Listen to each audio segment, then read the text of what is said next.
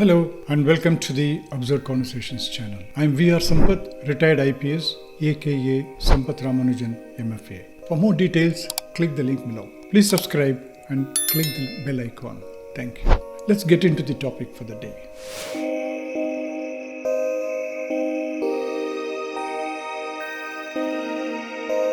Today we are going to talk about what is birth, life and death. What is life as we know it? It starts with birth and ends in death. Simple. The day, time of birth mark our celestial identity. From the moment of birth, two things rush at you and seize you. Religion of the household you are born into and the culture or society your household is part of. These two uninvited guests stay long in your life until you recognize who they really are and show them their place or show them the door. But they insist on tradition and try to show off what they are doing for you until you stop getting impressed. But for most of us, they remain in the background or in the foreground and shape our thoughts for us through the entire life. Then we go through the educational system where more of culture and tradition and history are taught. Our memory roles get filled. We keep filling our memory with this kind of knowledge for long into our lives until knowledge becomes your identity and you maintain that identity with a great deal of energy,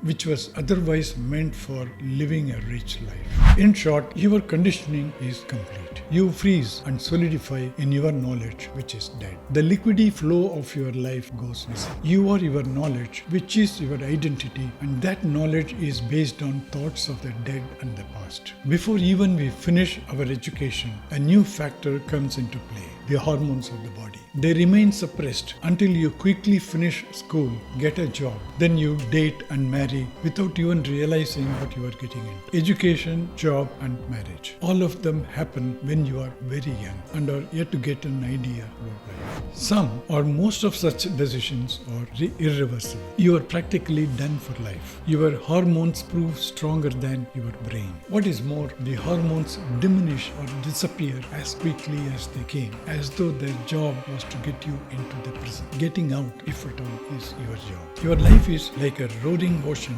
turning into a river, then its tributaries, canals, and finally wells and puddles and even sewers. The torrents turn into trickles by the time you appear as a tricklet in the tap of life. By this time, you are totally tamed and trained, and the unwanted guests we spoke about earlier settle good for good in your life and keep telling that's the way to go. Become a trickle. You keep going. The children grow up and you grow old. Children leave. The age bias kicks in. The society you thought so much of says you are old. It rejects you. You find so much of space now as the iron grip of culture eases, but religion remains. It tells you there is life after death, provided you keep up your duties and devotion. You will be lucky if age doesn't catch up with your body, but you are not that lucky.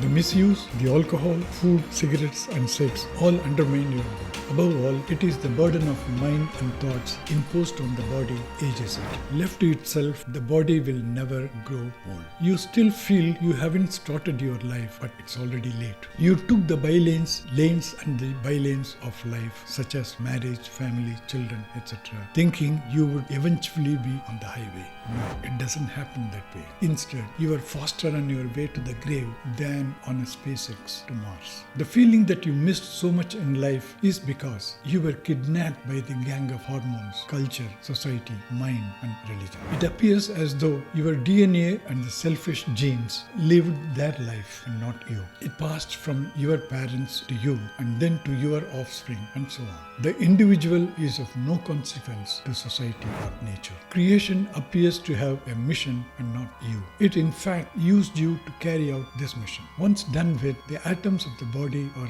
rearranged, as UG says, and shuffled so that your identity dies. The body does not. It is rearranged in nature. Life is like fire, does not tolerate the dead. Your thoughts are dead and your life is nothing but thoughts, as UG says. The identity you so carefully cultivated proves to be a myth. You desperately want to cling to it even into several future lives. At this point, your memory fails, but imagination fires up as you start dreaming of your afterlife. As far as you are concerned, your so-called life is finished once and for all. You are conditioned to accept yourself as mortal. the society, culture and religion live on for millennia.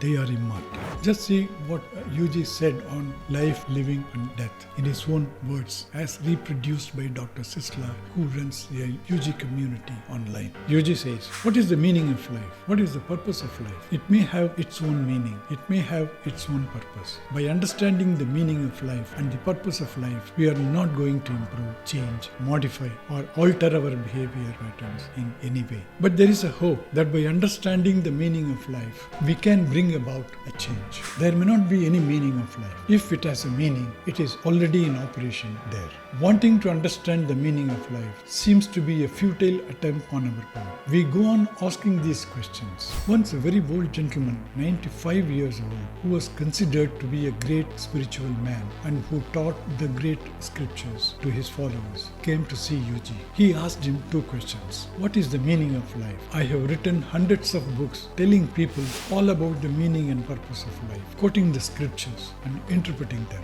I haven't understood the meaning of life. You are the one who can give me an answer. Yuji told him, look, you are 95 years old and you haven't understood the meaning of life. When are you going to understand the meaning of life? There may not be any meaning to life at all. The next question he asked Yuji was, I have lived 95 years and I am going to die one of these days. I want to know what will happen after my death. Yuji said, you may not live long enough to know anything about death. You have to die now.